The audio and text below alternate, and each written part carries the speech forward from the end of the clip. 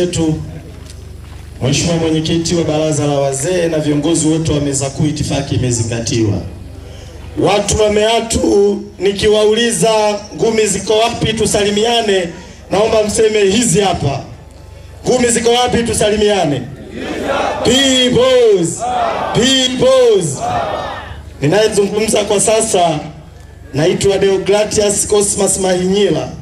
Ni mwenyekiti wa baraza la vijana wajanja kabisa, vijana wa Chadema, tunaitwa Bavicha. Mheshimiwa makamu mwenyekiti na watu wa Meatu, jana sisi Chadema, msafara wa makamu mwenyekiti, tulikuwa pale mkoa wa Mara, Musoma mjini.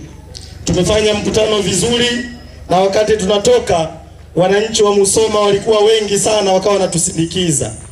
Polisi waliona wivu, wakapiga mabomu watu wale wasitusindikize, kwa sababu waliona ule msafara pengine ukienda huko duniani CCM itaonekana haikubaliki.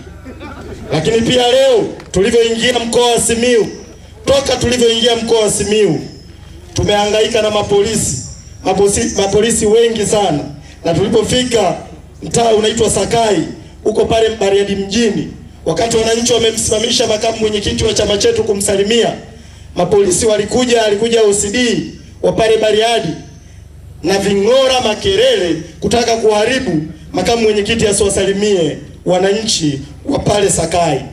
Lakini Mheshimiwa makamu mwenyekiti na nyewe watu wa Meatu, jana wakati tumemaliza mkutano usiku, mimi binafsi wakati natembea kwenye mitandao ya kijamii nilikutana na taarifa ya kifo cha askari wawili wa kituo cha polisi Mererani Simanjiro, mkoa wa Manyara. Askari hao ni askari wa usalama barabarani, walifariki kwa kupigwa na radi wakiwa kazini. Nitumie fursa hii kulipa pole jeshi la polisi kwa kupoteza askari wawili. Lakini pia nitumie fursa hii kuwaambia askari polisi kwamba matendo mengi mnayoyafanya kwenye taifa hili yanaeneza chuki kubwa sana kati yenu na wananchi. Wakati nasoma comments, wakati nasoma maoni ya Watanzania baada ya kifo cha askari wawili waliopigwa na radi, sikumuona Mtanzania yoyote anayeumia askari wale kufa kwa kupiga radi. Wote walikuwa wanashangilia. Nyie polisi, na nimekuona RPC upo hapa, hawa wananchi wa Meatu wakikuta jeshi la polisi wamepata ajali barabarani, wako askari polisi wamevunjika miguu na wanapigania uhai wao, pengine asitokee hata mmoja wa kuwasaidia hao askari. Watu hao wanafanya hivyo sio kwa sababu hawajui nini kinatokea kati yenu na wao. Askari polisi mmekuwa mnashiriki kwa kiwango kikubwa sana kuwaumiza watu, na mnaumiza wakati mwingine kwa sababu mnatumwa na viongozi wahuni kama huyu mkuu wa mkoa wa Simiyu. Wake nani? Ukuu wa mkoa brother ni koti la kuwazima, utakaa nalo milele. Wako watu wengi walikuwa wakuu wa mikoa wa hapa Simiyu, leo sio wakuu wa mikoa. Unatumia nafasi yako ya ukuu wa mkoa kutugomanisha sisi vijana maskini na hawa askari. Hawa watu sisi tumesoma nao, na wenyewe ni maskini kama sisi, wamepigika kama sisi, lakini anatokea mtu mmoja amekabidhiwa. Hawa nao ni maskini kama sisi. Hata hizi sare zenyewe wanazoshona hizi walizovaa hizi zenyewe wanajinunulia wenyewe. Ndio maana unamwona huyu ya kwake imeiva kidogo, ya brother imepauka, na wenyewe wamepigika. Lakini wapo watu wamekabidhiwa ofisi za umma kama huyu mkuu wa mkoa kuwatumikisha hawa na kufanya wawe maadui zetu. Sasa nikwambie Kenani, sisi Chadema na hawa Tanzania wanayopigania ni maisha yao, na hakuna mtu yoyote ambaye anaweza akatutisha na akaturudisha nyuma. Kwa hiyo ukome, na tutarudi Simiyu hapa kufanya mikutano kata kwa kata, jimbo kwa jimbo, wilaya kwa wilaya, alafu tuone utatufanya nini. Usitishe bana. Hilo lilikuwa jambo la kwanza. Jambo la pili, mimi nimekuja kufanya kazi moja ya kitume mkoa wa Simiyu. Kazi ya nini? Na kazi yenyewe sio nyingine, nimekuja kuwasanua. Hebu wote semeni kutusanua. Nimekuja kuwasanua kwa sababu CCM na maisha yenu haijawahi kuwa kipaumbele. Chama cha Mapinduzi, nyewe watu wa Simiyu, sio kipaumbele chao maisha yenu. Ndio maana kila siku ya Mungu mnalalamika ajira, mnalalamika maji. Nimeambiwa miongoni mwa tatizo kubwa hapa Simiyu, hapa Meatu ni maji. Hicho sio kipaumbele chao.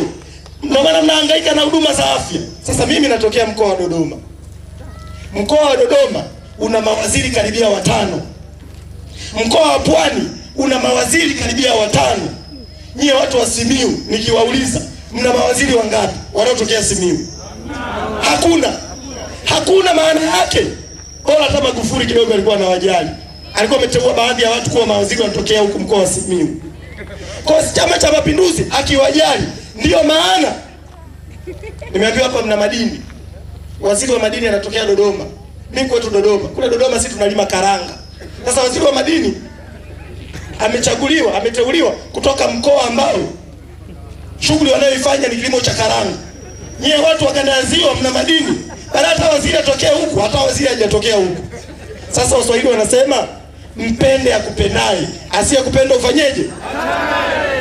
Unakutana na mtu yuko Simiyu, yuko Meatu, eti mimi Chama cha Mapinduzi.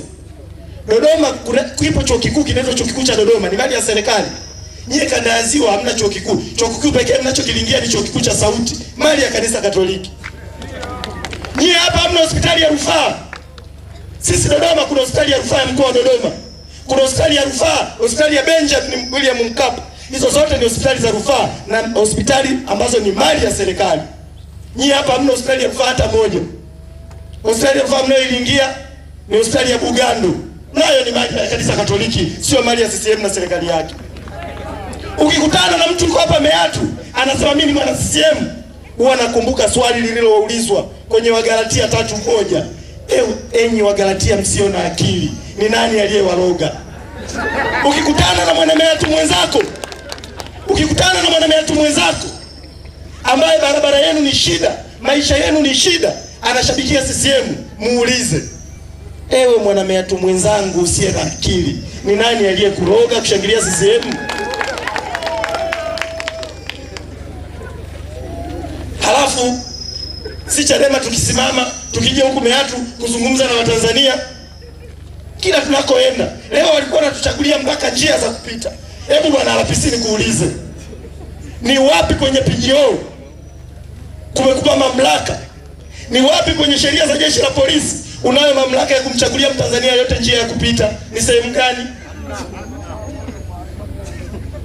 Yaani mkuu wa mkoa wa Simiyu baada ya uhangaike kuokoa watu wa Meatu na Simiyu kwa ujumla, kuwatoa kwenye umaskini, kwa sababu nyinyi ndio mkoa unaoshika nafasi ya kwanza kwa umaskini Tanzania. Yaani kiongozi badala uhangaike kuondoa watu kwenye umaskini, unahangaika na Chadema. Chadema ndio iliyoleta huo umaskini hapa Simiyu. Nauliza nyie watu wa Meatu, Chadema ndio iliyoleta umaskini? Mara baada ya kusema hayo, niseme jambo la mwisho. Deni la taifa limefika trilioni 97. Watanzania mko milioni 63. Ukichukua trilioni 97 ukigawanya na milioni 63 ya Watanzania wote, maana yake kila aliyopo hapa anadaiwa milioni 1.5 milioni. Ndugai alisema ili taifa linavyoelekea hivi kuna siku litakuja kuuzwa. Na sisi tumekuja kuambieni ndugu zangu watu wa Simiyu, iungeni mkono Chadema, kwa sababu viongozi mnaowachagua au viongozi wanaotuongoza hamkuwachagua nyinyi watu wa Meatu. No reforms, no election, no msimamo wa chama chetu, na tunawaombeni vijana wa Simiyu muiunge mkono Chadema mwaka huu, kama noma acha ikawe noma. Kusipokuwa na mabadiliko ya sheria za uchaguzi, huo uchaguzi wakafanye na wake zao. Asanteni sana.